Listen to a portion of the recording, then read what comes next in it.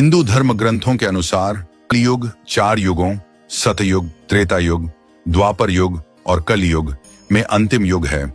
भगवान वेद व्यास द्वारा रचित पुराणों और वेदों के अनुसार कलियुग की कुल अवधि 4,32,000 मानव वर्ष होती है। कलियुग की शुरुआत महाभारत युद्ध के बाद मानी जाती है, जब श्री कृष्ण इस पृथ्वी से अपने धाम को प्रस्थान कर गए थे। कलियुग की कुल अवधि 4,32,000 वर्ष है और अब तक लगभग 5,127 वर्ष बीत चुके हैं। अभी भी 4,26,873 वर्ष बाकी हैं, यानी कलयुग अभी अपने शुरुआती चरण में ही है।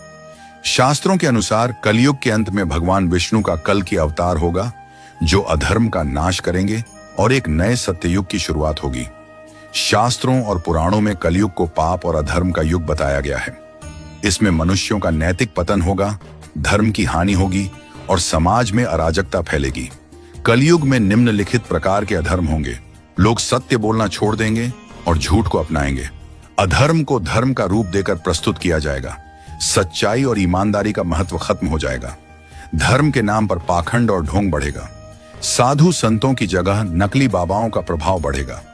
लोग धर्म को सिर्फ स्वार्थ और लाभ के लिए इस्तेमाल करेंगे। माता पिता का सम्मान कम होगा, संस्कारों की हानि होगी, भाई भाई के बीच द्वेष और कलह बढ़ेगा। गुरु शिष्य संबंध कमजोर होंगे। शिक्षक सिर्फ धन कमाने के लिए पढ़ाएंगे। लोग वासना, काम वासना में अंधे हो जाएंगे। धन और सत्ता के लिए हत्या, छल कपट, धोखा देंगे। चोरी, डकैती, भ्रष्टाचार और अनैतिक आचरण बढ़ेगा। स्त्रियों का सम्मान कम होगा और उनके साथ दुर्व्यवहार बढ़ेगा। समाज में नैतिकता की गिरावट के कारण स्त्रियां सुरक्षित नहीं रहेंगी। विवाह जैसे पवित्र संबंधों को स्वार्थ और लाभ के लिए इस्तेमाल किया जाएगा। राजनीति में बेईमानी और भ्रष्टाचार बढ़ेगा। राजा, नेता स्वार्थी होंगे और जनता का शोषण करेंगे। न्याय केवल धन और सत्ता वालों को मिलेगा, गरीबों को न्याय नहीं मिलेगा। पृथ्वी पर प्राकृतिक आपदाएं, भूकंप, बाढ़, सूखा बढ़ेंगी। जलवायु परिवर्तन से खाद्य संकट पैदा होगा। मनुष्यों का अधर्म बढ़ने से धरती माता कष्ट में रहेगी। लोग शुद्ध और सात्विक भोजन छोड़कर तमोगुणी भोजन अपनाएंगे। खाने में मिलावट, मांसाहार और नशीली चीजों का चलन बढ़ेगा। शराब, नशीले पदार्थों और गलत आदतों में लोग फंस जाएंगे। लोग ईश्वर के अस्तित्व पर प्रश्न उठाएंगे और भक्ति से दूर होंगे। धार्मिक लोगों का अपमान और उपहास किया जाएगा। धर्म और आध्यात्मिकता को बेकार मानकर सिर्फ भौतिक सुखों पर ध्यान देंगे। लोगों की आयु कम हो जाएगी। पहले जहां 100 साल तक जीते थे, अब 60 से 70 साल में मृत्यु हो जाएगी। लोग शारीरिक और मानसिक रूप से कमजोर हो जाएंगे।